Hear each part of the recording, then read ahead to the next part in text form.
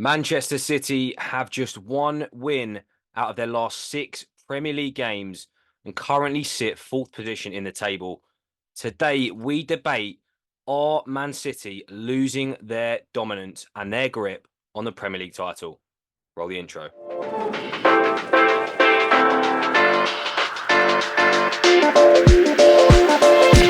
Hello and welcome to the Lost in Possession podcast. If you're here for the first time or you're already not subscribed, please do us a quick Christmas favor and hit that subscribe button. It is absolutely free. We want to get to 250 by Christmas, so please do help us out. Let's get straight into the episode. As we said, Man City having a bit of a nightmare at the minute, not looking themselves. I mean, when do you ever see that?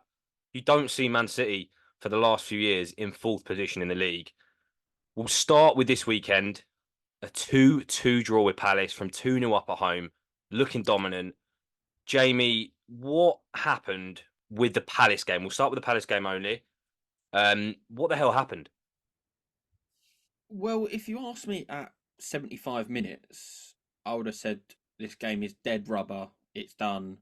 It should like Palace were offering absolutely nothing. We were just passing it around. We didn't look like we were going to score another, but we didn't look like we were going to concede. And then it just all fell perfectly into sort of Palace's hands.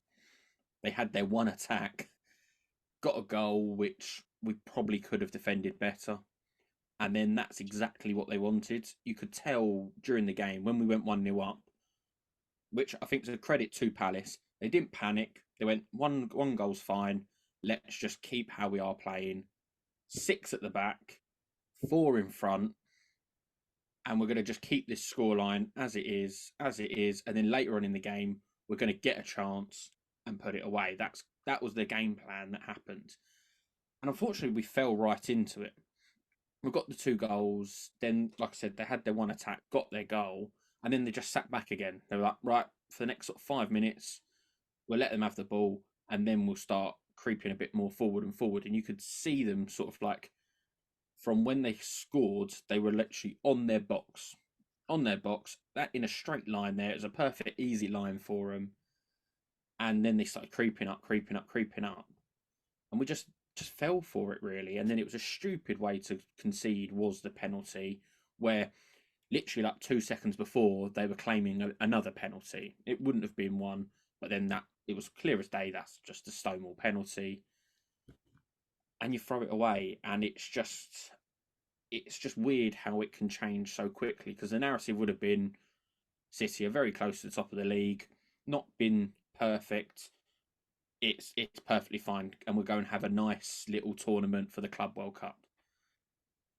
Now it's the opposite, where it's a disaster, and we're going to the Club World Cup without great confidence from a lot of the fans. Yeah, and the obvious point to start off with is obviously Haaland wasn't playing, but you can't make that argument when you're 2-0 up. If you No, it's struggled and got a draw, it's like, absolutely. yeah. And the other argument is people going, "There's no Kevin De Bruyne." That's not the reason why we're conceding goals. Mm. But obviously, I think having De Bruyne would have helped in terms of control. But like Haaland, for example, had nothing. There was no reason Haaland on the pitch would have changed that outcome. So yeah, so I totally agree with that, George. Yeah, and Reece, obviously for you from an Arsenal perspective, we'll get onto all the other teams in the title race, but another win for you guys, and another, what we're looking at now, five points clear, same games played as Man City. You would have snapped your hand off that for pre-season, sort of heading towards a Christmas break. Yeah, I mean, you got. This is where you got to capitalize when City make their mistakes. I don't think teams do that enough. When it comes to Man City, when it comes to game management, they're the best in the business. However, I find that when it goes wrong, it goes wrong for Man City. And you could argue, yes, 2-0, comfortable 75 minutes, but really, it's the sort of game they should have gone for 3 because Palace, Hodgson's been under pressure. He's not very popular, with fans at this moment in time. So they were there for City to just go to the juggler, and then when they go into the Club World Cup, they can look and go, look, even if teams go and win over this period or get any results, we're fine. We're not far behind. They're not far behind anyway. But they've thrown it away again, late again. I think this is like another sort of incident. I mean, the stats, at the end of the day, the stats, 74% possession to 26, but all that matters at the end of the day is Crystal Palace got 2 goals with the 2 shots on target they had. So they've got to be a bit upset with that, because it's not the first time this has happened as well this season. They conceded late to Liverpool. They conceded late to Arsenal. So there's something that needs to be addressed there, whether it's tiredness, whether it's just lapse of concentration. Have they put their foot off the gas, since winning the treble? Some people might say yes. Some people would probably say no. But Could it's it not be, just sorry to cut you off, Reece, to your point, I was going to say, could it be fitness? Because I know that sounds stupid to say of a big team or a big Premier League side, but you've got maybe a couple of maybe that's not a good enough excuse, but like you've got a couple of injuries. By default, their system is high press throughout the game, and the games you just mentioned they conceded late in, you actually missed a couple out on top of that. So they conceded fairly late in Liverpool, conceded late against Chelsea in the 4-4, conceded late against Spurs, and now Palace. So that's what 3, 4. 4 out of the last 6 games they've conceded late. And the only, as I said, even Villa was late. Yeah, Villa was late. If you're classing, have a chance to get back. Villa would have been late as well. Yeah. So it's another one as well. But to be fair to that point is, we haven't rotated much. If you've looked at the stats, the people who have played are playing nearly every week. Rodri's starting every game that he has, except for the suspensions he's had. Alvarez is, Foden is, Walker has played every minute. I'm not going to include like Edison, but Diaz has started every minute, I think.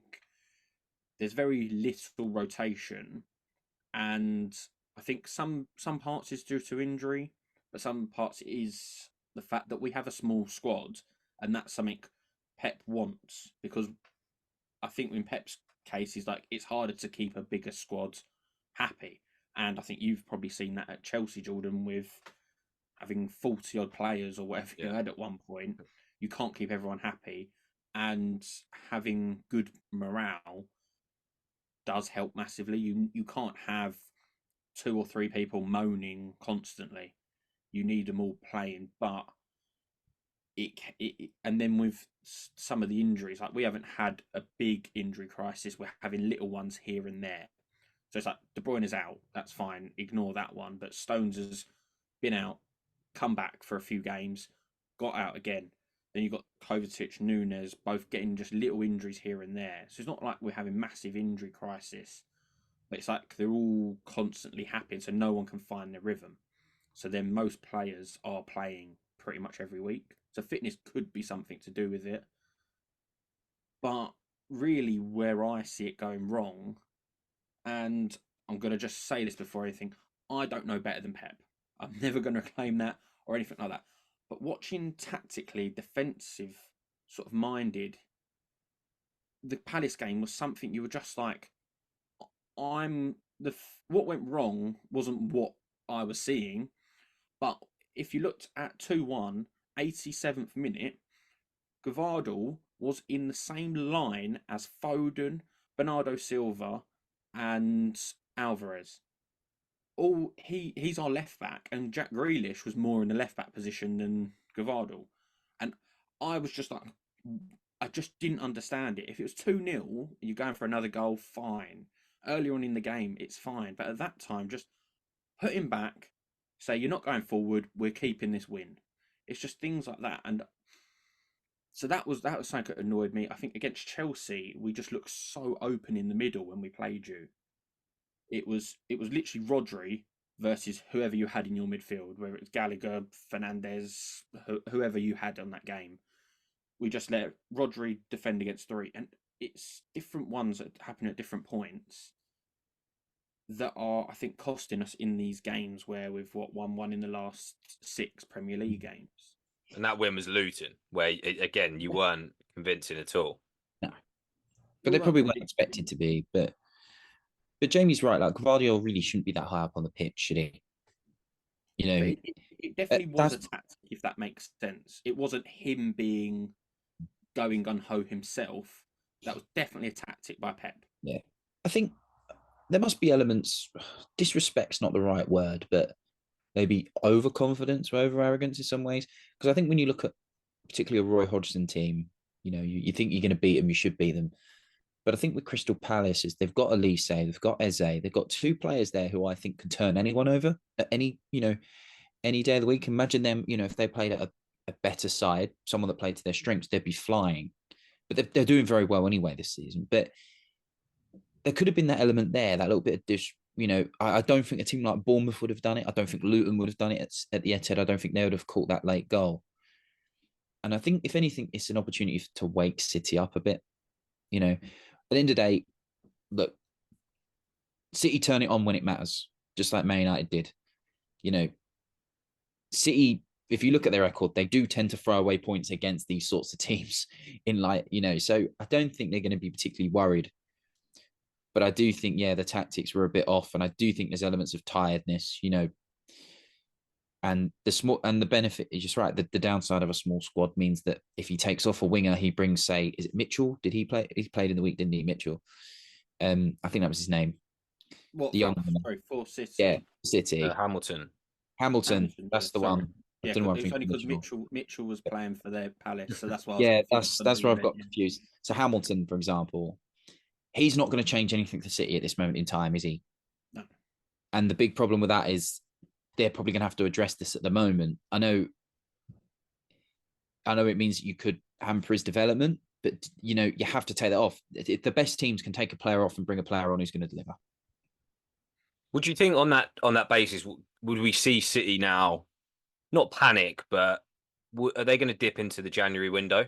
They won't panic. Yeah, they won't panic, but I think they might have a look at a player that's going to bring them a bit more depth. Can they bring in a player that's going to do the same as what De Bruyne can do? Maybe not, but they can bring in a player of that style of quality, or again, just that extra added player, another winger or somebody who can cover if someone isn't fit. But it's just who's out there in the market. If they go for Elise, for example, why should he start over the players they've already got? Do you know what I mean? It's getting that balance. In January, it's very unlikely you're going to get a player that's a good solution, not just for 6 months, if that makes sense. Because City aren't just going to buy one just to win this league title. It'd be stupid to do so. I think the only way we dip into the market in January is because Phillips is going to go and we're going to replace him. But we're also not going to just go, we must replace him. If we don't find anyone right or they're asking way too much money, we will just go, no, we're fine. We'll keep who we've got. And that can be a problem sort of later on in the season. However, like Reece said, so De Bruyne, he's coming back from injury. He's actually turning up to the Club World Cup. So that means he's coming back very, very soon. And I'll be delighted to see that, really. Like I say, Stones was coming back from another injury. It's sort of like we might be getting fit, or all players fit, for, the running for it. But one thing I do have to say with the panic that people are having, I know 1 in 6 is just not good enough. It just isn't for a team that wants to go and win the title. But we weren't actually that good this time last season. We were a bit better off, but before the World Cup happened, people were going, "Oh, City have fallen off. They don't look as good." And the last game before the World Cup, we got beat by Brentford, and we deserved to get beat that day. I've not actually seen a striker bully our back four more than Tony did that day. They came to the Etihad and dominated us. So it's not like we haven't been able to turn it around, but we've never actually gone into a spell where we're winning 1 out of 6. I think in that time, we've actually played 2 of our bogey teams in Spurs, and Palace are one of them as well. You're playing Liverpool as well, and to be fair, at home we do have a decent-ish record against them. Away is the worst, is not great. It's sort of like, if you look at them individually, it's not too bad, but it's just because they've all come in a row. That's where I think everyone's gone. It's a disaster. That it's going wrong for City. But you've also got to remember, we've won 3 in a row. There's no right for us to go and win 4 in a row. No one's ever done it before. We've also got the Champions League in it, so we're not just playing one game a week and losing that. We've just won 6 out of 6 in the Champions League group, which is the only second Premier League side to do so. I did say wrong last time on being the first. I hold my hands up. I didn't realise Liverpool had done it before, but it's sort of like there's such small times where the narrative just changes massively. Because if you look to midweek, the narrative was it's all good, it's all fine. It is just one defeat. And Villa have done brilliantly. Yeah, exactly. So it's not really that bad. Like, yes, you'd be disappointed to draw at home to Palace, but would you take a draw at home to Spurs and Liverpool? You probably would. You'd take a draw away to Chelsea, I'd probably say. So it's really not the worst. Like, this isn't like they're playing at home to all the bottom 6 and have drawn 5 of them. The concern will be when they get back is they've got Everton away. You just don't know what Everton side are going to turn up. That's they've been informed, to be perfectly fair to them. I think the worry also is because we're in this Club World Cup, Arsenal and Liverpool play each other, I believe it is. So one of them will get, one or both will get more points before we play again. And that means there's sort of the gap opens up even more. So it's like Arsenal could be, what they're in front now? What is it? Something like 5 points? 5 points. Liverpool, 4. Liverpool. But that would give you Arsenal 5. It could be Arsenal and 8, or Liverpool and 7, or just a point more. It's like the psychological gap, isn't it? Then gets wider. Exactly, but then I think that would it could help City in a way of the pressure is more on the team who's at top. And we saw last season, Arsenal were in that position.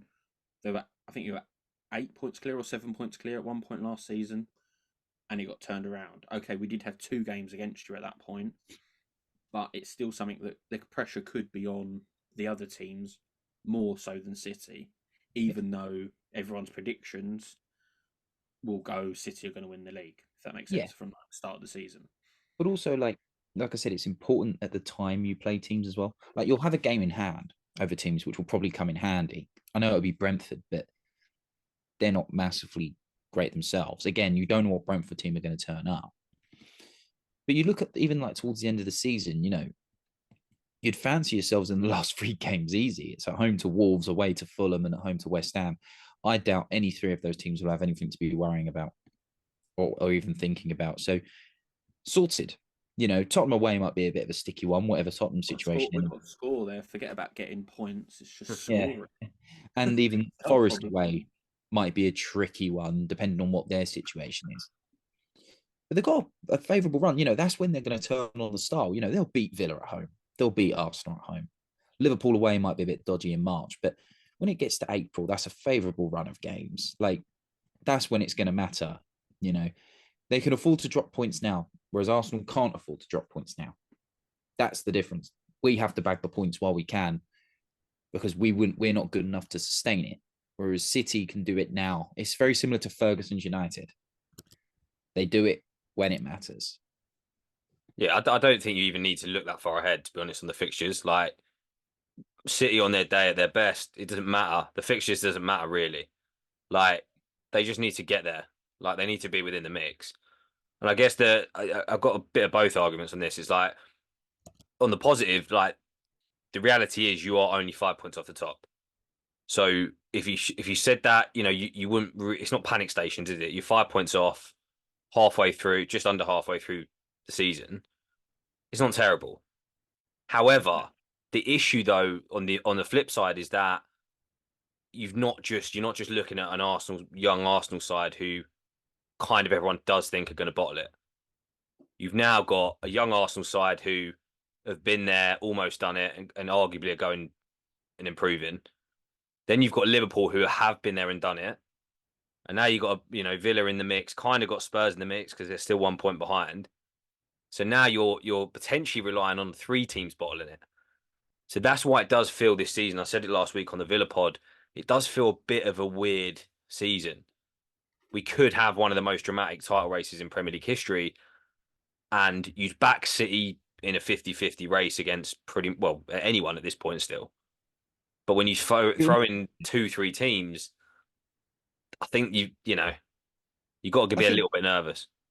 I think a pattern has emerged with City is that when you accomplish something that you hadn't accomplished before, it is very easy to take your foot off the gas a bit, and that's a natural thing when you're a winner. When City won the league the first time with the Aguero goal, they had a terrible season. Yes, they invested poorly, but they had a poor season because I think when you achieve that high, I do think you not lose motivation, but I do think you get in that situation a little bit. Do you know what I mean? It's like I've achieved what I want to achieve, and I think it takes you to lose it again to go back for more because you realize that the glory is very short lived. A lot of people would argue that Mancini lost his job in that season, so you'd argue that it goes to show that it's you realize it is short lived. When they did the domestic quadruple, which was an amazing achievement, they dropped off the season after, which Liverpool went on to win. So this season is not much of a shock because you win the treble, you win the trophy that you sought after. Yeah, of course you want to win it again, but it's very easy to be in that mindset of, oh, I can't believe we've done it. They relax. If they hadn't have done it, there'd be a different side this year. But they're relaxing a little bit, and that's natural because eventually they'll probably come back next year and win it and then be hungry to go and do it again. It's what good teams do. You need that lull to realize just how good you should be, if that makes sense. So I don't think it's a big, big loss if they don't win the league this year. City, if they go win this Club World Cup, they've done the sweep, right? Those players will, other than a World Cup win or something, will never achieve anything more. As in you can't get more and more than that. So it's not the end of the world. Like City fans, they're not going to fall off a cliff and disappear off the face of the earth. This isn't going to ruin anything. Absolutely, no. You're completely right with that, and I think what you're saying with the point of what you've achieved, and then the next season, Gary Neville, who's obviously done it himself, he's won the treble. He said there was a drop off of players. I think he said the main one was Dwight York. He literally had zero motivation, and then it was on Ferguson to be like, all right then, haven't got the motivation, you're gonna have to go, and that's what managers do. They swap it around. Freshen the team up, don't you? Yeah, you got to freshen the team up. Obviously, we've lost a few players in the window, like Mahrez and Gundogan being sort of the main sort of ones. Mahrez, I think it was right time for him to go. Gundogan, I would have liked to see one more season, but he's, like I said, he's the treble winning captain. He has done it. He wanted a new challenge. It's fair enough to him, and I actually think he's been one of the more reasons. If he was in there, his control of the game is a big presence. So that's something we have lost. So that's could be why towards the end of the games we are conceding, because we don't have that control of a Gundogan, for example. But yeah, definitely it's sort of like there can be a drop off from it because it's sort of like, right, because you had it. I think I saw like a video of Grealish. He's crying right at the end of it while trying to give an interview because he's like, "That's what I've dreamed of." Then it's like, well, you've achieved your dream. Now what? And it's some people can't get motivated, or some people need time before they get it. So that could be sort of an issue. But I'd hope under Pep he wouldn't allow that. But maybe that's what City did last season, right? Because we saw the early drop off. So to your point, Reece, maybe that's what we're seeing, but there's no reason it has to be a whole season. I think last year we saw some cracks in Man City. Let's be fair with the a bit of the Cancelo stuff and some of the comments from Pep, and it did seem like they started a bit slow, weren't up to the pace, and they almost sort of got the kick up the arse they needed, and then woke up and did what they did. Well, weirdly, I think with the kick up the arse was actually us getting charged or having the 115 charges. Yeah. That and the World Cup actually spurred on our season, which is quite odd to have, Well, we're seeing it with Everton. We're seeing it with Everton. Yeah, yeah, exactly. Well, you have the sort of disruption of the World Cup, but then you also have the 115 charges, and you have the mindset of right, it's us against the world. Mm. Let's band together, and this is what Everton are doing at the moment. So yeah, it's definitely something that sort of I think that adds to the motivation. But I don't think we can, get another 115 charges to spur us on this season. So maybe we don't get that sort of mentality in it, really. Well, seeing Arsenal fans get overexcited again should be motivation enough, in my opinion. Yeah, yeah, But yeah. absolutely. Just Not finally, in Reece. term, sorry, go on. No, I just said not Reece. Reece Oh, won't no. get over. No, let's be real. Beating a Brighton with a bang average manager does not mean you are going to win the. Goodness sake, do it at the Amex. That's when it will matter. Yeah, fair. The other point I want to bring up is more on a player. So, Jamie, I know you sort of said I don't know if it's back to the stats, but the comment is you feel like you're conceding basically every shot the opposition has on target. Yeah, So Edison is obviously regarded as one of the best keepers in the world. I have said for a while I think he's a little bit. I don't think he's like unbelievable as a keeper. That might just be because City don't concede that many shots, therefore you can't see saves. But for me, logically speaking, if you're conceding every shot an opposition has over a consistent period, then there's only one person to blame, and that is the goalkeeper. I get your point because it's. But you also got. I think you've also got to look at one of your favourite stats is XG. If you look at the XG of the shots that go against us, most of them are like 0.7, which is like phenomenally high. It's like a penalty kind of scenario Yeah, of XG, and that's where you can't blame Edison. There are yeah, points like the first goal against Spurs. He, I want him to do better, but then you've got to think of the goal against Arsenal, the deflected goal that had a 0.0 xg of going in, but it was just such a big deflection, it goes in. So then that's where like you've got an argument against the sort of xg mm, kind of scenarios. The goal against Villa had absolutely nothing to do with Edison. It's got a massive deflection and gone in. And then if you looked, well, it was a penalty against Palace for the second, and the first one is it's a great cross again, like it's where the keeper can't get it. It's like a great cross, the keeper can't get it. So I understand what you're saying. He's not the best shot stopper in the world. He's not. I'm not saying that. I think he is the best with his feet, and that helps us massively with the rest of our game.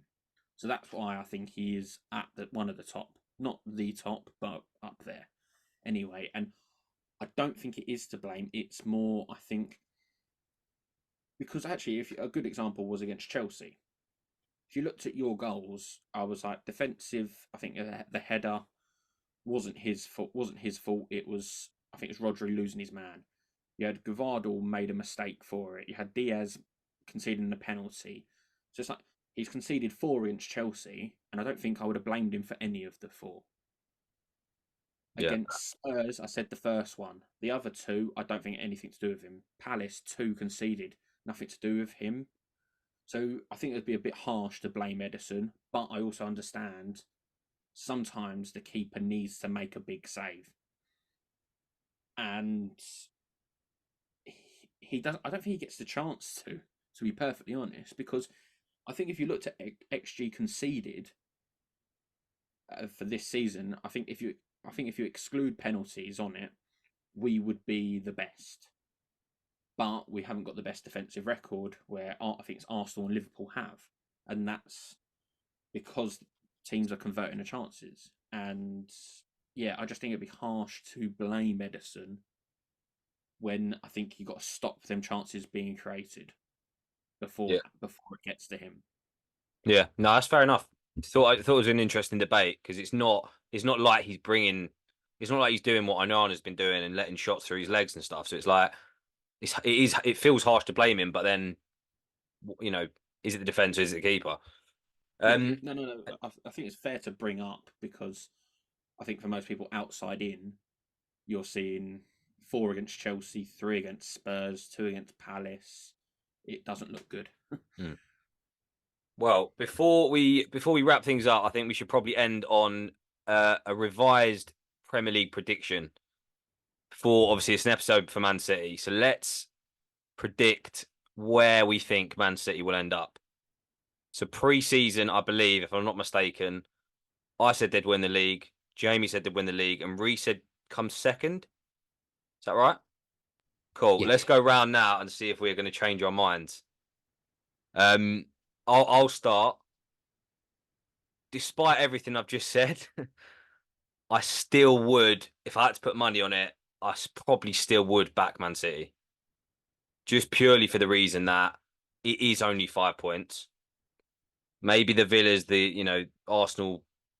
I think Arsenal will go a lot further than they did last season. But City have still been there and done it. And they have the better quality squad. So I'm going to stick with my prediction, despite everything we've just said, and say that somehow Man City will find a way. Jamie?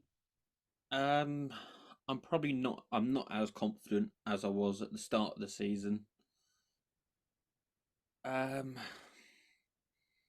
really don't know. I think we will come first or second, and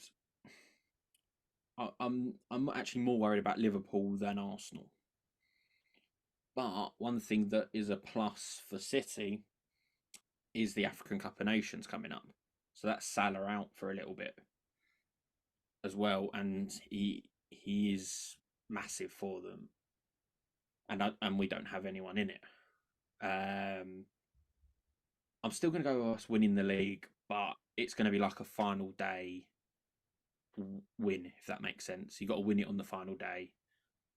You ain't got any breathing room for it. Yeah. I think your hesitation alone tells the picture of this episode. Yeah. A little bit nervous, maybe. A little bit shaky. Yeah, a little bit shaky. Reece, what about you? You obviously said Liverpool. You made what seemed like a bold prediction at the time. City not winning the league, Liverpool winning the league. You may look like an absolute genius, but are you going to stick with your prediction? Yep, I'll stick with it. I think if there's anybody that can stop City winning the league, it's City themselves. If they pull in a few more performances like that, I think that's it. It's not even the matter of everyone else being good. I think it's just City will stop themselves. I think Liverpool still win it. Well, there you have it. That is our predictions done, but we want to hear from you. Comment below right now who you think is going to win the Premier League this season. Will it be City, or will there be some new hands on the Premier League table? As always, that wraps us up for another episode. Like, comment, and subscribe. You know the drill.